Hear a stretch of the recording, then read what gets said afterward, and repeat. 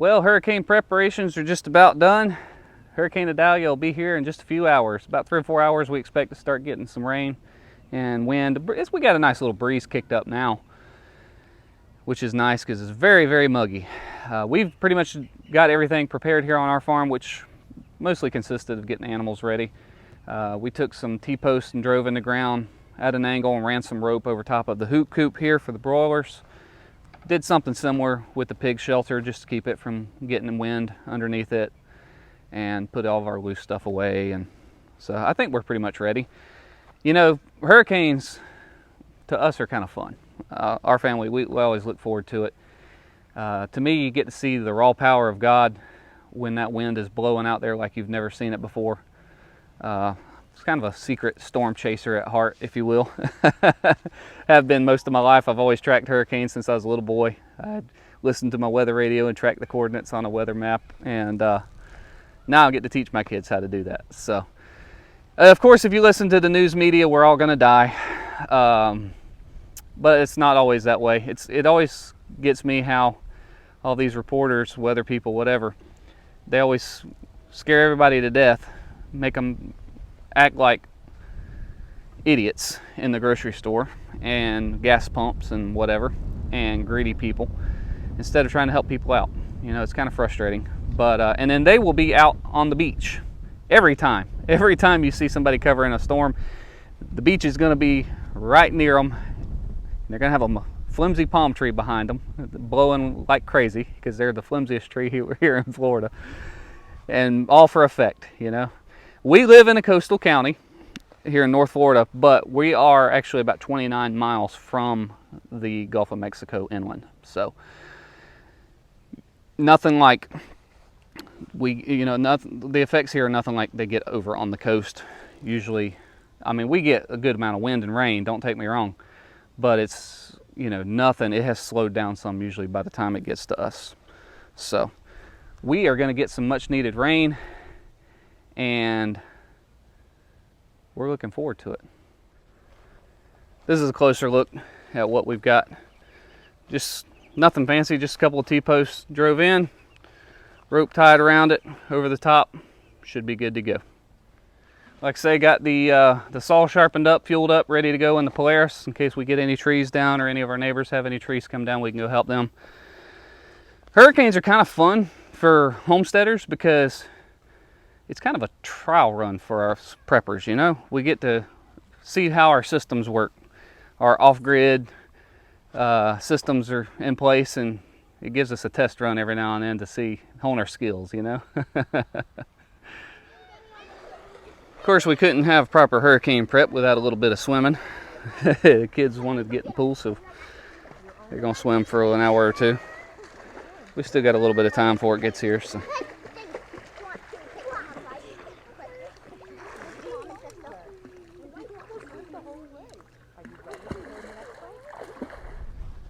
This is what it looks like before a hurricane hits, just like any other day. As we look down this way toward the south, you can see it is a lot more overcast, and that is the edge of the storm that is headed this direction. The high level clouds moving really fast, but yeah, this is how they start. Nothing really all that exciting. Of course, you look back to the north away from the storm, it's nice and blue, but it's really not that uncommon to have this kind of weather any day of the year, especially through the summer. And that's the other thing. A lot of summer thunderstorms here in Florida will get 50, 60 mile an hour winds. So it's kind of just unless they get to a Category 4 or Category 5 hurricane, it's nothing majorly unusual than what you can get anytime through the summer.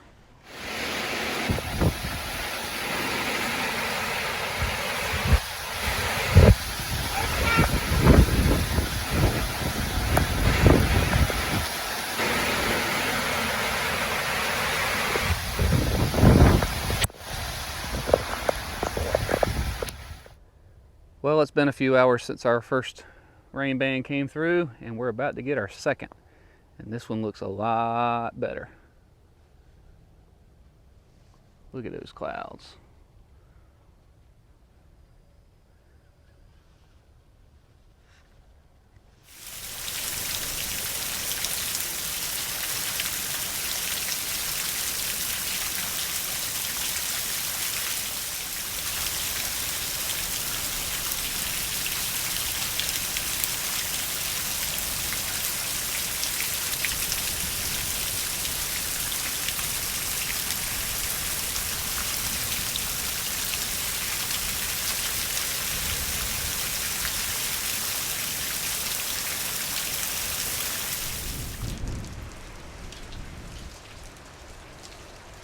Well, it's just after 6 a.m. and it's getting pretty close now. The winds have picked up a lot. Power is going off and on. Can't really see much yet. We should be getting daylight soon.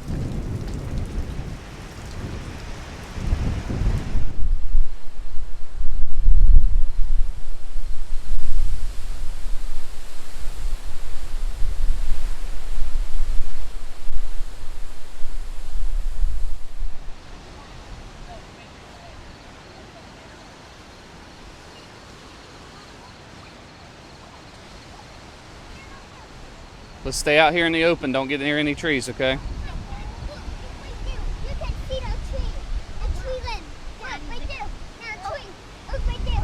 Yeah. Daddy, the cones are gone. Daddy, the cones are gone. Yeah.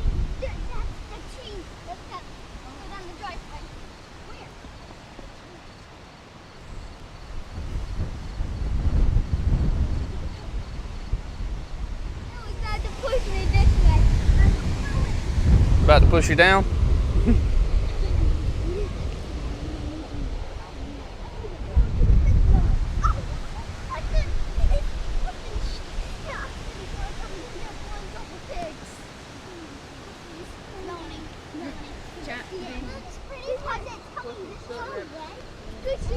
See how fast the clouds are moving? And that's not on time lapse.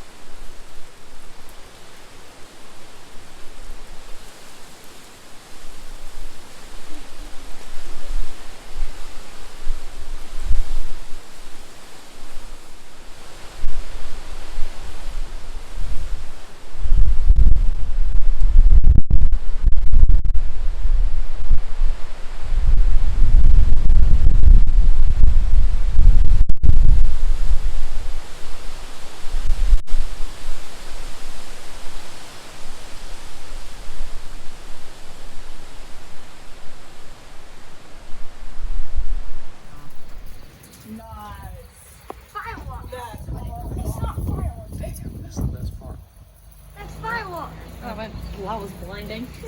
It'll try it again in just a second.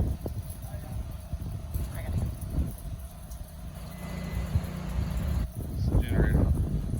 Dude, that's fireworks. No, it's not. It's moss. Why is it? Because there's moss on it. Oh. That's fireworks. No, it's our generator. Well, the eye just made landfall. It's about 65, 70 miles at the most away from us. But the hurricane force winds are very tight around the eye on this one. It only extends out 25 miles with hurricane force winds. We've been getting tropical storm force winds for, I don't know, 8 hours now, at least.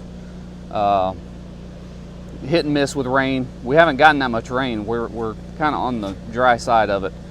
But we just lost power a few minutes ago. I missed it, man. The neighbor's power lines over there, something got on them, and I got video of it kind of burning a little bit, and I'm like, I'm gonna go ahead and get my raincoat on and go out and see if I can get a good film of that, because that's gonna blow. And it blew the transformer before I could get out there. Big fireball and sparks flying everywhere. The kids got to see it, but I didn't get it on video. But so we're on generator power now, and generator's running good. So you hear it running behind me here. So I'm just gonna walk out and check on the animals one more time, make sure everything's good. So far we haven't lost any big trees, thankfully.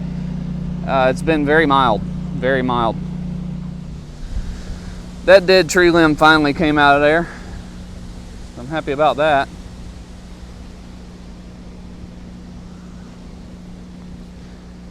Cows and donkeys, they seem to be unfazed.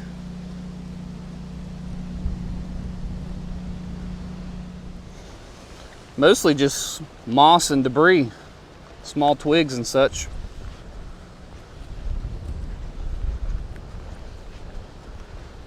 All of the chickens have come out now that it stopped raining.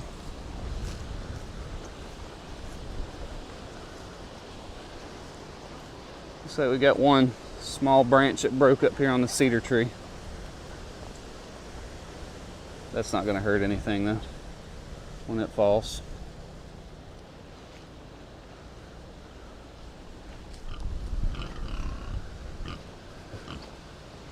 Pigs all look good. I'm not going to get underneath these trees too much right now. Now we got one branch down in the water oak here. In all fairness, I was expecting that whole water oak to fall. So that's all we got. I can live with that. I kind of forgot about that little flimsy light up there. It came loose. I figured it would in a good strong wind. Hoop coop's doing good. These little guys are all hunkered down in there eating some breakfast.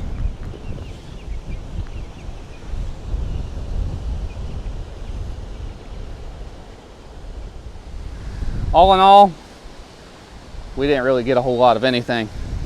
That's not over, but I think the worst of it's behind us. The winds are 30 to 40 miles per hour. It's not really anything spectacular. Sometimes we get a strong gust, but it's very, very minor. So I think we're going to be all right on this one.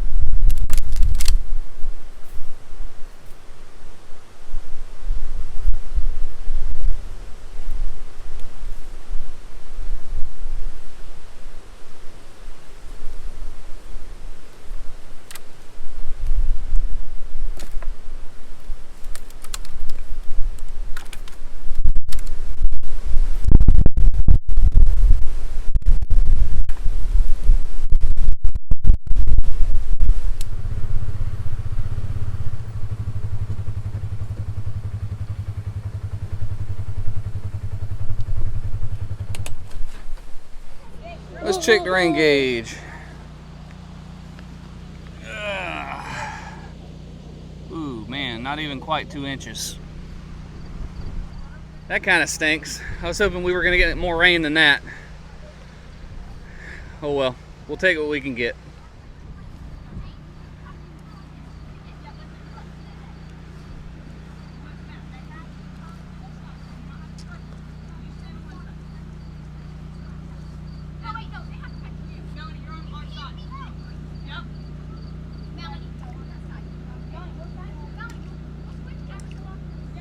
Find a water puddle.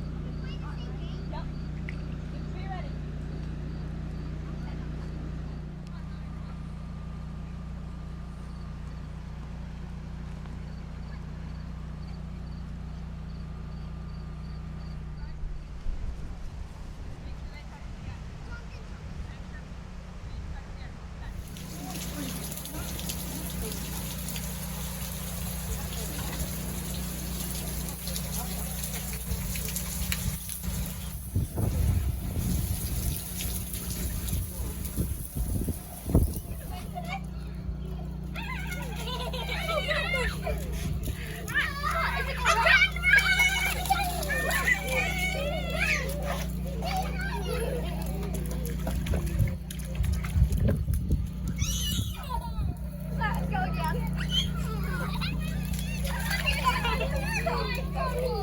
I never care about these puddles. I'm going. Well, I actually had a different ending already filmed for this video, but decided to change it. It's been a couple days since the hurricane came through, and we had very minor damage, very, very little debris, limbs. I mean, this limb behind me here, I left just for the video to show. That's the biggest limb that we had fall. And we had some trees fall behind us on the neighbor's property that were one really, really big tree, but nothing that messed up any of our fences or anything. So we're very grateful. We didn't get as much rain as I'd hoped, but we got right at 2 inches when it was all said and done. It was weird that I've lived through a bunch of tropical storms and hurricanes living here in Florida my whole life. And this storm was a little bit different. Normally the north and east side of the storm is always where the heaviest storms are. This one, it was kind of up on the top, just on the north side. And so even though we were only 60 or 70 miles from the eye, it wasn't very strong on this side. Now, when I went back to work the next day, there was a lot of damage around some of the houses that we did up a little bit further, some of the houses that we're building. And I decided to take my family. I wanted all the kids to be able to see some of the damage. So we ended up checking out Keaton Beach and Steenhatchee, which is where the hurricane actually came on shore, Keaton Beach. And it went up through Perry and kind of cut across the state. And one thing that bugs me a little bit about all of the news agencies, they always flock to the coast, right? I know I mentioned that, I think, earlier in the video. They always go to the coast because there's nothing blocking the wind on the coast. It's straight right off the ocean and hitting, and it makes for great video, great waves, the storm surge coming in. Storm surge is always a bad deal because it's basically the ocean rising like a tsunami.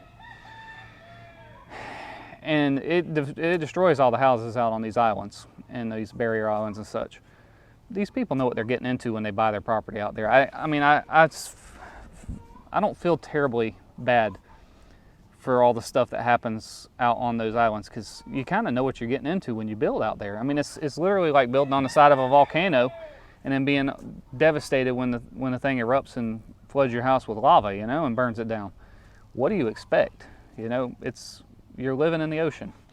The people I feel bad for are the people that live inland. So after we left Steenhatchee and Keaton Beach, you know, we looked at the damage that was there. There was really not that much damage. It was some. There's no way anybody's going to convince me that was a strong Category 3 or Category 4 hurricane. I will never believe it. I'm sorry. I've seen Category 1 and Category 2 storms do more damage than what I saw down there. There was a lot of water damage from the storm surge. You could see where the water was. It had come up. It flooded all those houses and such that were down on grade level, not on piers. Very few trees down though on the power lines. There were a few places, but nothing like you would expect from a Category 4 hurricane moving right on shore right there. So we also checked out Perry. We checked out, and they have quite a bit of damage. And the one that had the most damage that I saw was the little town of Mayo. And I think that whole area of Branford, Mayo, up to Live Oak, Madison, all those areas, they were hit really, really hard. Nobody's really showing that on the news that I've seen. Of course, I don't have TV. I just watch on YouTube and browse through the different news channels. But everybody, you know, the governor, the president, they all went to over near the coast, and that's where all the relief efforts are focused on. But let me tell you, inland, they're inland about as far inland as we are. That place is destroyed. Now, I do not think it was from the hurricane. I think it was from tornadoes that were in the feeder bands, because that's where most of the damage happens in a hurricane.